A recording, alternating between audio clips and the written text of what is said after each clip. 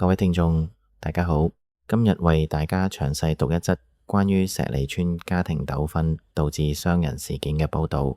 六旬退休老翁張偉文2023年因為婚姻破裂情緒失控，企圖自殘。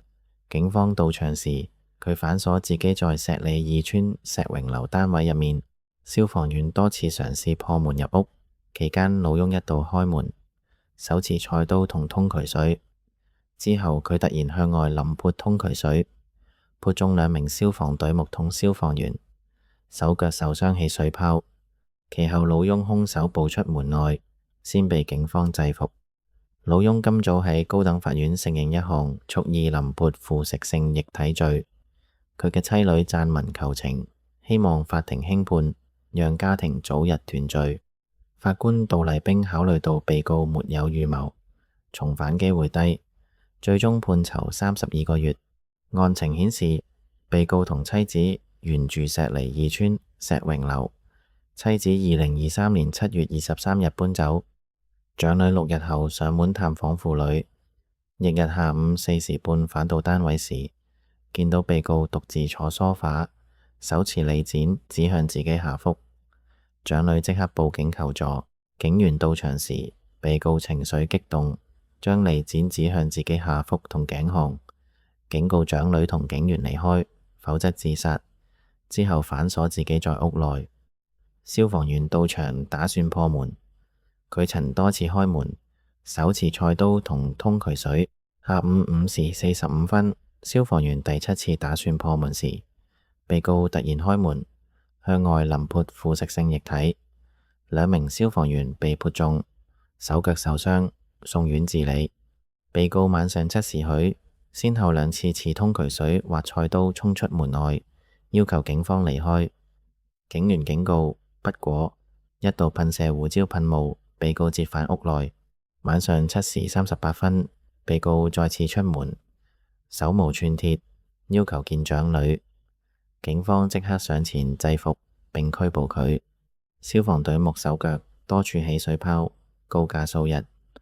消防員則只有輕微化學燒傷，翌日出院。被告喺錄影會面中坦承自己淋潑通渠水，對因為家事失控令消防員受傷深感抱歉，表明願意承擔責任。呢類家庭糾紛引發傷人事件，香港過去都有發生過。例如2019年，一名中年男子因為婚姻問題，在家中持刀傷害妻子同女兒，最終被判刑。2022年，亦有長者因為家庭壓力，企圖自殺時傷及到場救援人員。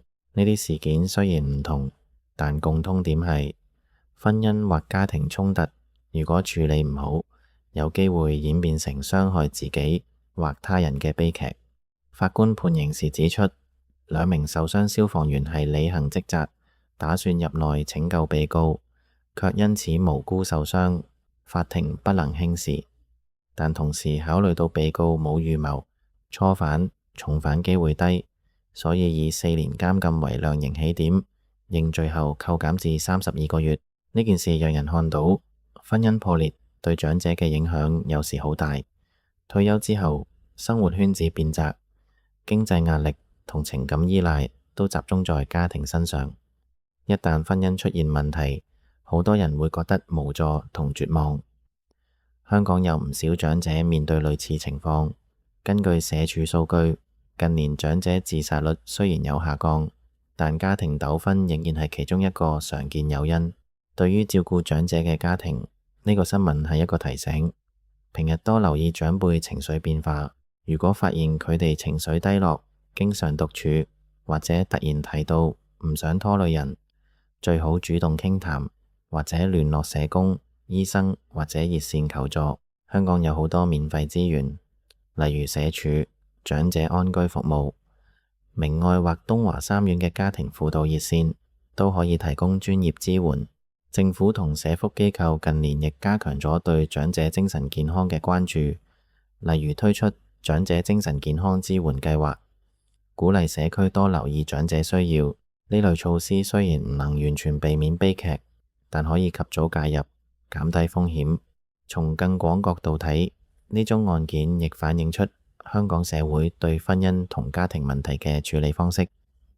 過去好多年，香港離婚率持續上升，長者離婚個案亦有增加。當婚姻走到盡頭時，如何理性處理財產、居住同情緒問題，對雙方同子女都好重要。專業輔導同法律支援可以幫助大家避免衝突升級。講到關係，其實好多時候我哋以為問題出喺對方身上，但真正嘅根源往往係自己內心嘅執着同恐懼。如果我哋能夠多一點覺察自己嘅情緒變化，少一點指責同逃避，或許很多衝突都可以避免。關係唔係要贏輸，而係要互相理解同接納。當我哋學會用平靜嘅心去看待生活嘅變化，可能就會發現好多痛苦其實都係自己製造出嚟嘅。總結嚟講，呢宗案件雖然不幸，但亦係一個機會，讓大家反思家庭關係嘅重要性。無論年紀幾大，都值得花時間同家人溝通，及早解決問題。遇到困難時，記住尋求幫助，唔係軟弱，而係對自己同家人負責。如果大家有機會想要討論人生，或者想分享自己嘅經歷，歡迎喺留言區留言俾我，我會盡量回覆同分享一些相關嘅書籍。之後嘅討論都好希望大家記得訂閱我頻道，繼續一齊探討生活同成長嘅話題。以上係關於石梨村老翁林潑腐蝕性液體案嘅報道，多謝大家收聽。